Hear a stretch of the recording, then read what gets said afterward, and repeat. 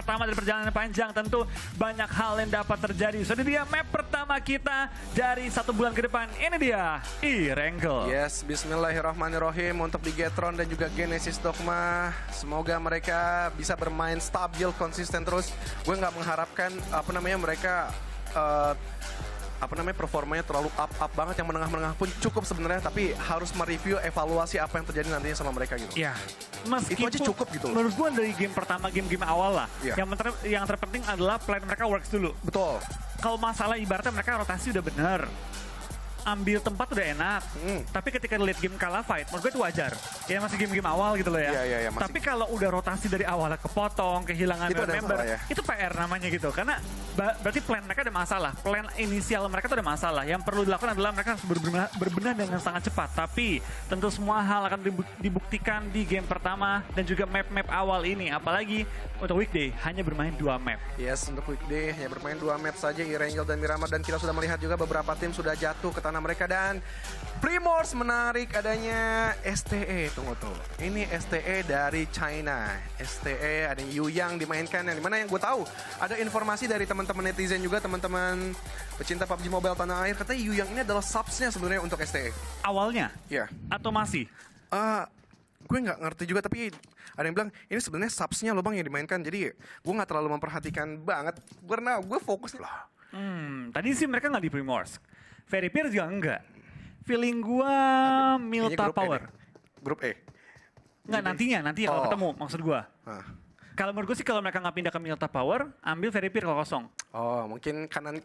Kayaknya emang ciri khas dari Genesis Dogma nggak sih? Kalau di Miramar, Impala, kalau nggak Vale. Iya, ambil bagian bawah pulau utama. Terus ujung-ujung lagi. Tapi tentu kalau misalnya ada nggak ada tim STE, mereka pasti ngisi Primors ke rumah mereka gitu. Oke, nanti kita lihat juga bagaimana bisa dibilang ini adalah masih map adaptasi. Semua keputusan nanti akan diambil juga pada hari pertama ini. Semuanya akan mereview dan juga evaluasi apa aja yang akan terjadi. Dan ya, untuk Bigetron Alliance sudah terlihat juga di posisi keempat itu. Masih looting semua tim dan cukup aware bagaimana dari seorang Rabis. Nampaknya terjebak dari pergerakan Stalwart Esport. Top sudah benar-benar mengunci pergerakannya, begitupun dari 4Rifles yang berada di rumah banjir. Belum ada pergerakan intensitas di menit ketiga ini, masih looting aja. Iya, tapi bakal tanya juga di awal-awal tampaknya dari tim 4Rifles bakal bermain dengan cukup santai. Perlengkapan mereka baru mereka akan berperang. Berbeda dengan tim-tim yang mungkin turun di area Pochinki, turun di area-area Milta. Dia mereka bisa looting cepat, langsung gerak, ambil center zone. Oke, ini DE, Dead Ice Guys. Mereka juga cukup cepat sudah melakukan rotasi dengan mobil yang cukup keren, apik dan ciamik di menit ke-6 ini. Dan ya, tinggal menunggu tim-tim lain juga sambil melooting dan nampaknya menggunakan skema scrapping. Mereka nggak hanya menitik dirikan di Primors untuk STE, ya lebih ke arah Veripier. Mungkin rumah 12 bakal di-looting juga, gue nggak tahu. Tapi yang pasti itu spotnya EVOS lah kalau kita hafal. Tapi ini dia dari tim DWG sudah mengambil satu spot yang cukup enak di bagian high ground, ngebuka vision mana-mana enak, tapi satu, kalau diperangin gak enak. Low groundnya gampang diisi, dan itu membuat area compound itu kayak dikunci dari berbagai angle. Apalagi kalau lawan ya punya granat banyak itu, kayak satu titiknya lo tahu banget lah udah bisa ngedeteksinya dengan mudah. Dan kita tahu lah permainan granat dari professional player itu selalu matang, tepat waktu dan selalu on point. Ya, itu pun minimnya paling ya splash damage lah setidaknya. Tapi gue heran loh dari pro player ya, mereka tuh punya sense untuk melempar granat tuh bener-bener tajam banget. Tapi balik lagi sih, untuk dari berbagai tim juga tentu utility menjadi satu kuncian juga bagi mereka. Tepatnya juga untuk mereka ibaratnya ya modal untuk nge-smoke, modal juga untuk berperang. Tapi lain sisi bakal lihat dari tim RC bakal melakukan rotasi melewati beberapa tebing-tebing menuju ke arah rumah roti. Dan akan menuju mungkin ke area pinggir-pinggir farm. Kayaknya tim-tim ini mulai nebak nih ke area farm atau enggak sekitar Milta. Yes, dan ya Reject Scarlet pun tadi sudah berjalan juga bagaimana tadi melakukan rotasi dengan bagi, begitupun beberapa tim dari 4Rifles sudah keluar juga dari sayang, begitupun dari Damwon Gaming, DWG dari Korea. Kalau nggak salah gue Korea nih. Ya dari Korea ya, Damwon Gaming ya. Mereka sudah cukup cepat juga touchdown. Ini banyak tim yang melakukan early rotation sih. Terus kayak 4Rifle mungkin agak sedikit ketinggalan 30 detik atau 1 menit. Mereka ya kayak mau ngambil spot Damwon Gaming menurut gue. Tapi wah udah ada nih. Gitu, ya. Udah ada. Berarti gue harus ngelanjutin decision gue selanjutnya seperti apa. Tapi gue kaget loh. 4Rifles adalah tim yang terkenal cepet banget mainnya. Mereka aja kalah sama DWG masuk ke area rumah itu. Iya. Berarti DWG. karena 4Rifles kan biasanya rozok cepet tuh. lootingnya cepat banyak. Mereka sekarang kegeser ke area ruins. Oke. Jadi agak lebih lama mungkin karena kan scraping ruins itu agak seret kan. Agak seret dengan dengan air-air yang di bawah, jadi sedikit memakan waktu juga. Bagaimana dari TJB, tim yang diagung-agungkan juga karena pertama kali dari tim China masuk ke PMGC. Dan tetap sih gue STS sih Vlo. Kayaknya 6-8 benar-benar gue menantikan banget performa mereka yang sangat amat luar biasa. Tetapi Nova pun kita nggak bisa pandang sebelah mata ya. Sang juara tahun lalu, walaupun di tahun lalu mereka nggak masuk ke arah Super Weekend benar dari satu pemain STS sudah terlihat oleh Duelo, diberikan spray dan lumayan terserap dari 3/4 dan sedikit menghentikan kendaraannya biar ada coveran dari teman-temannya, biar tidak bisa ter-take down dengan mudah. Dan ya, smoke sudah dibangun untuk menutup angle Vlo. Tapi lihat dari tim STE lainnya, mereka sudah menunggu juga untuk melakukan retake ke arah compound, di mana mereka sekarang lagi menunggu zona selanjutnya pop up. Dan kemana kan zona mental, ternyata lumayan banyak ke arah utara nih Gus. Di mana dari area Astana lihat total kosong, nggak ada yang isi sama sekali, malah numpuknya di center banget. Yes, ini biasanya bantingannya atas, biasanya next bantingannya bawah. Tapi kita masih belum lihat juga bagaimana dari Duelo. Benar-benar super try hard banget dia, berambisi untuk mengikis satu player tersebut dari ST. Dan yes, masih bersembunyi di balik bebatuan dan udah berkumpul pemain-pemain dari Reject. Sudah touchdown, Reggie, Sarah, dan Divine. Yes, Divine ya, gue baru ingat satu player ini, Divine. Yes, yang dimana STE dari 6-8 mereka agak struggle, nggak ingin memaksakan untuk terus melanjutkan rotasi mereka. Mereka kayak, gue harus ngapain nih sama Reject Scarlet? Bermanuver kah atau gue cicil juga darah-darah mereka? Atau mau take over compoundnya? Ada kemungkinan juga kalau bisa kenokin, tapi lihat dari BTR mau terpantau juga sudah pindah dari area farm menuju ke bagian perbukitan bertemu dengan tim 4Rivals dan juga ada dari tim Nigma kali yang mulai terpantau. Tampaknya dari BTR juga sudah mulai kembali pindah ke bagian rumah-rumah merah, setup kembali tapi seberang-seberangan dengan tim lain juga. Yes, dari Bujetron Red Alliance bagaimana tadi batal untuk terus naik ke atas, tapi adanya close combat yang sudah terjadi. Bagaimana dari 4Rivals? First blood didapatkan dari seorang Ipul. Ya, tampaknya player pertama dipulangkan adalah dari tim DE pada 1 bulan ini. Nggak apa-apa, masih awal-awal, masih santuy aja. Semua juga masih membaca pergerakan karena ngomongin Scream berat. Nggak semua tim dong ngeluarin all out permainan mereka seperti apa. Kemudian juga ya setengah-setengah aja, mungkin lebih ke arah drop zone sih. Kalau Scream itu kayak ibaratnya kita jangan sampai buka semua kartu kita, tapi kita coba apa yang kita pengen testing. Ya kalau gagal nggak apa-apa gitu, yang penting belajar dulu. Yes, misalnya lo punya plan A, B, C, dan D, ya lo cobain semua satu-satu, entah itu dari late rotation ataupun quick rotation, ataupun lo berada di sisi tengah terus-menerus, atau lo bermain di blue zone, sampai circle-circle ke-5-6, biarin tim-tim yang lain sedang fight. Dan STE sih gue ngeliatnya kayak gitu sih, kemarin dia manuvernya cukup jauh ke utara circle, kemudian juga menunggu momen sih, timing mereka yang luar biasa, tahu cara masuk ke dalam circle zone itu seperti apa. Kemudian juga adanya DE yang struggle, bagaimana on top, tadi sudah diculik, tidak menutup kemungkinan juga 3 player pun masih bisa bermain terus-menerus ke arah late game. Cuma, Reggie nih memantau dari suara tembakan yang sudah terdengar ini jadi mancing perhatian sih untuk Reject nih. Tapi menurut lu Gus, apakah dari tim ST ini mirip nggak sih gameplaynya sama 4AM zaman dulu? Kalau dibilang sih lebih ke arah TC sih. Gue lebih suka 4AM tuh nabrak. Kalau mereka nabrak, itu udah pasti dapat. Kemudian juga kalau main di Miramar, satu player itu ngejaga satu angle matangin. Satu ke arah utara, satu ke arah selatan, satu ke arah timur, satu ke arah barat. Tapi untuk STE, kayaknya lebih nge-slow aja. Mainnya late rotation dan nggak terlalu berambisi. Tapi ke circle ke-6 dan 5, itu ofensifnya benar-benar luar biasa. Oke, berarti mereka lebih ke ibaratnya ambil circle, jagain circle ya? Iya. Dan kuat banget nge-defensifnya. Yes, dan third party, kayaknya overall tim China deh, kayak lebih doyan bermain third party. Lihat gak sih pas PAI waktu itu, Weibo Gaming juga bermain third party yang luar biasa. Begitupun kemarin gue lihat juga di PL terakhir, LGD sebenarnya juga bagus sih Vlo. Ya mereka juga memang ibarat tim lama lah mereka ya. Dan emang metanya di region China mungkin melihat tim-tim itu sama-sama kuat semua. Mereka lebih pilih buat tumbangin tim yang lagi perang daripada harus memulai perang. Ini si Bagas foto lurus amat tangannya. Kaku banget ya. Bagas, gas. Iya gas, dan ya circle sudah mengarah ke farm kiri yang dimana sesuai prediksi dari awal, biasanya emang farm atas, tapi kita belum melihat juga nanti lebih ke arah mana, karena gue gak suka banget kalau emang nanti full ke farm, itu banyak tim yang main aman, nanti touchdown ke arah compound, mereka bakalan save, dan yes, semua tim masih benar-benar penuh nih Vlo, tinggal tim yang di arah timur nih, itu bentrokannya kayak banyak banget. Itu ramai banget tuh, itu di bagian-bagian ujung shelter dan juga OTW naik ke bukitnya. Itu rame banget, tapi tentu dengan zona kayak gini gue berharap tuh kayak agak mental ke center, yang perbukitan semua. Oke, nanti mungkin bisa kita lihat beberapa detik lagi di circle keempat. Akankah gameplay bermain safe zone ada dilakukan untuk beberapa tim yang di arah timur laut circle tadi? Karena gue lihat di arah selatan, gue nggak tahu emang mereka dari awal udah dapat circle, nggak banyak bergerak, atau memang tadi udah langsung masuk ke arah tengah beberapa detik gitu setelah circle mengerucut. Tapi kayaknya di awal emang semua ke para center sih, Gus. Kayak gue lihat mereka banyak kan langsung ngambil tempat-tempat rumah-rumah ataupun high ground di bagian center dan coba untuk memaksimalkan dari posisi center zone. Iya sih, karena choke point di sekitaran farm itu banyak sih. Jadi banyak tim punya lengkungan-lengkungan, punya kompon-kompon juga. Kemudian juga rumah Sutet ini juga cukup aman. Apalagi dari Mela tadi sudah terpantau juga dari seorang Action. Sudah diserap juga setengah darahnya. Dan adanya supply box mungkin tadi yang ingin diambil tapi dijagain sama Action. Ini mengerikan, emang buka supply box di internasional mengerikan sih bro. Ya jangan internasional, di lokal aja. Masalahnya kayak menggiurkan iya.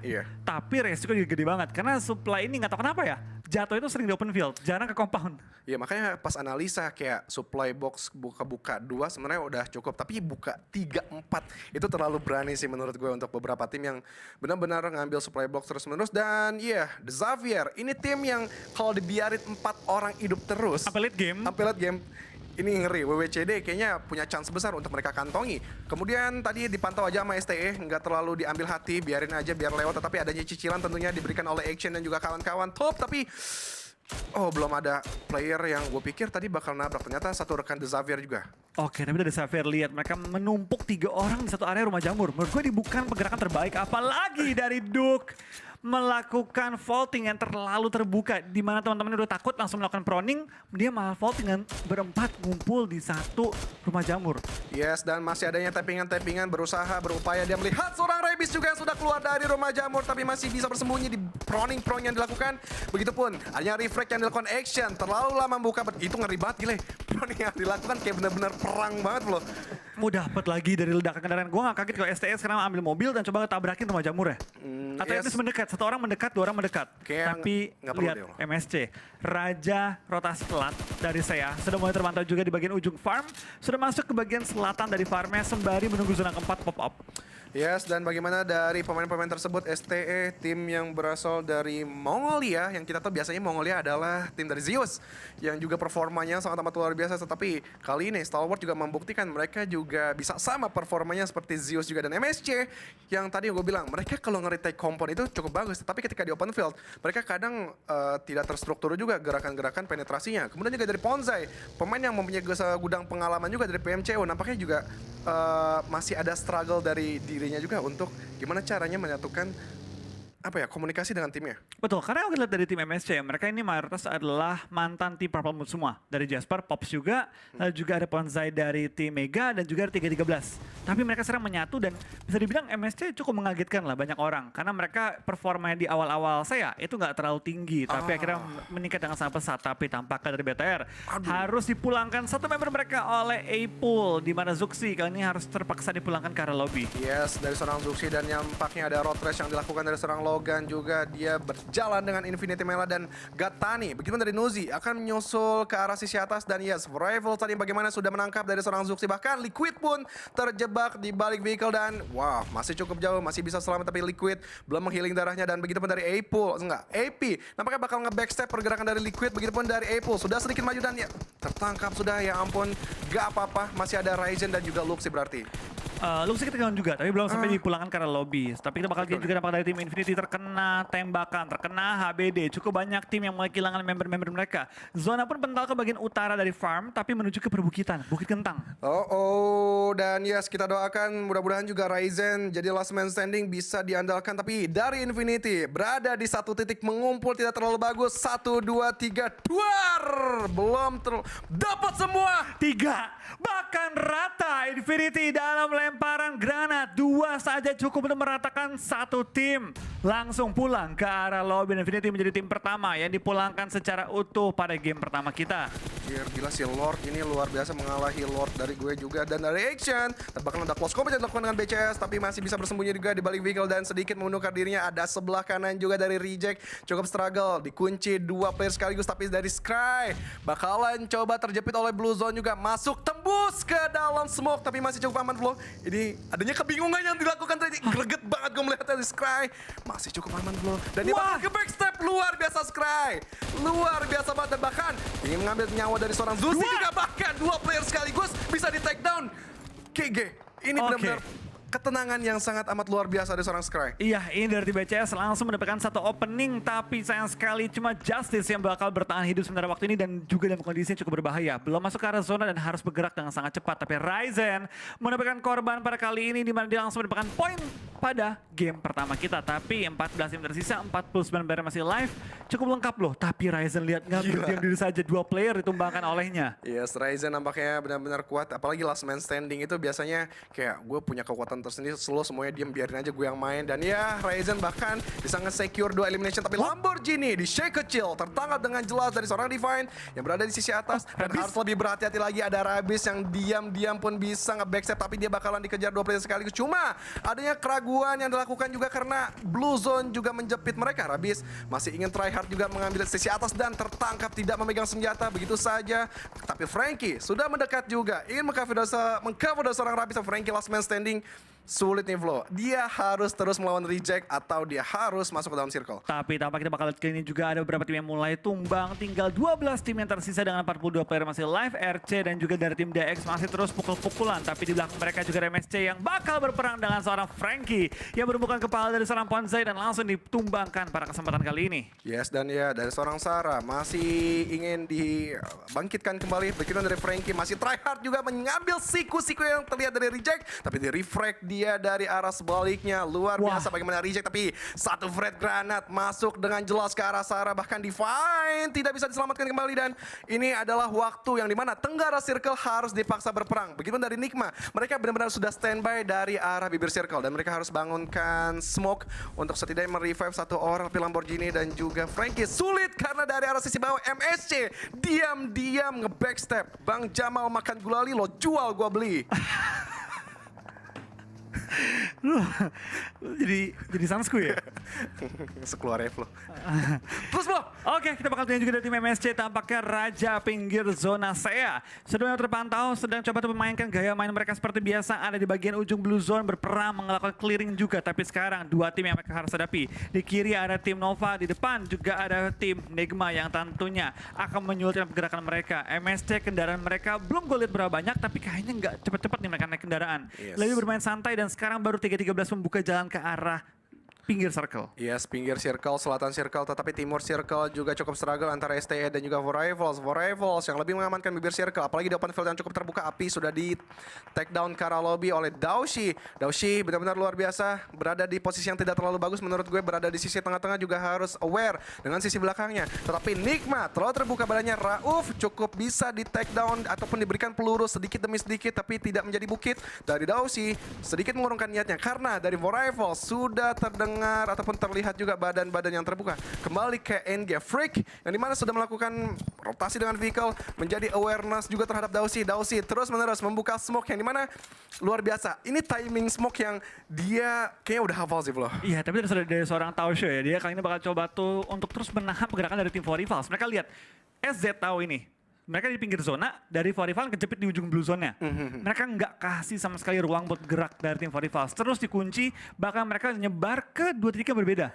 Untuk mengunci ke arah Vorivals, yang sekarang blue zone-nya udah mulai mepet ke arah mereka. Oke, King ditembaki juga dengan Nigma. Rauf luar biasa mendapatkan satu player, bahkan Lord tanpa terbaca posisinya. Dan ya, tampaknya satu frag granat, 2 frag granat bahkan ke arah Jimmy. Paraboy di arah sisi belakang juga TJB yang paling bagus. Sebenarnya bisa aja nge-backstep dari kedua tim ini. Dan dari NG Lord, dia masih memberikan penetrasi juga step by step, tidak terlalu terburu-buru. Dan Jimmy masih ada waktu begitu dari Paraboy. Mereka masih bisa reset dan juga setup karena angle-nya berubah ke arah sisi bawah yang bagaimana? Dari STE pun sekarang sudah join the fight untuk memberikan distract terhadap Nigma Flow. Tapi lihat dari tim Envy, sudah mengantongi 6 total eliminasi. Tapi sebenarnya kita bakal dari tim DWG kita bakal ke pick off sama tim RBT yang dimana dari seorang Anas kembali menemukan poin-poin tambahan. CS DWG pun akhirnya terkunci di pinggir zona mental ke arah tim TJB yang sudah megang advantage high ground kali ini. Yes, TJB enak banget kontrol area mereka, apalagi masih ada Jimmy dari arah sisi bawah, itu bisa di-take. Tapi gila jauh banget Senkai